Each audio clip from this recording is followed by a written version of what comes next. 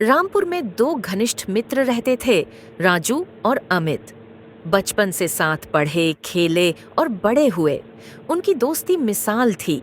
चाहे खेत का काम हो या मुसीबत की घड़ी, दोनों एक दूसरे के बिना अधूरे थे। लेकिन जैसे जैसे वे बड़े हुए, उनकी यह गहरी दोस्ती कुछ लोगों को खटकने लगी।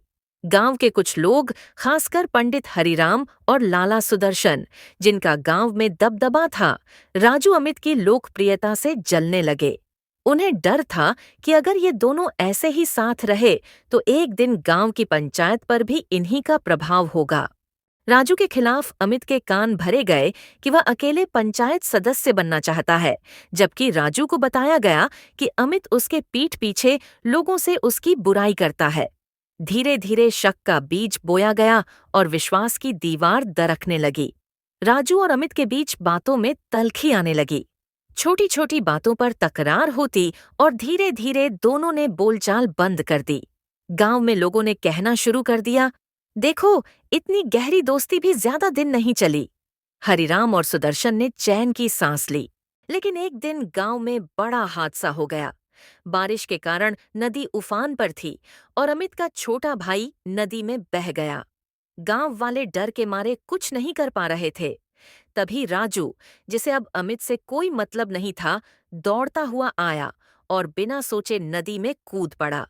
उसने किसी तरह अमित के भाई को बचा लिया। अमित की आंखों में आंसू थे। वह दौड़कर राजू से लिपट गया। सारे पुराने गिले शिकवे बह गए। दोनों ने समझा कि उनकी दूरियों का कारण बाहरी लोग थे, न कि कोई आपसी मतभेद। राजू बोला। असली दोस्ती तो वही है जो वक्त पर काम आए, और दूसरों की बातों में आके हमें अपनी दोस्ती नहीं तोड़नी चाहिए थी। अमित ने कहा। माफ कर यार, मैं तुझ पे शक कर बैठा, और जिन लोगों ने हमारी दोस्ती तोड़ने की कोशिश की, अब उनका असली चेहरा दिख गया है। उस दिन गांव वालों ने भी देखा कि सच्ची दोस्ती को तोड़ा नहीं जा सकता। हरिराम और सुदर्शन की चालें नाकाम रहीं और उन्हें गांव में शर्मिंदगी झेलनी पड़ी। कहानी हमें सिखाती है कि सच्ची दोस्ती छोटी छोटी बातों से नहीं टूटती। अगर हम किसी पर सच में विश्वास करते हैं तो हमें दूसरों की बातों में नहीं आना चाहिए।